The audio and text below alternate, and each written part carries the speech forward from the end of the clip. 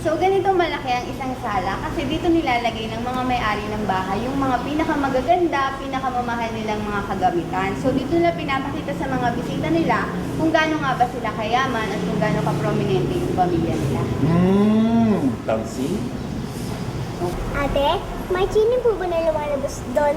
Please. Ay, walang GD na lumalabas dyan. So, yung vase na yan, isa siyang Qin Dynasty vase. So, galing pa sa Qin Dynasty ng China. Abangan yan sa pagbabalik ng Biyaheng Willie!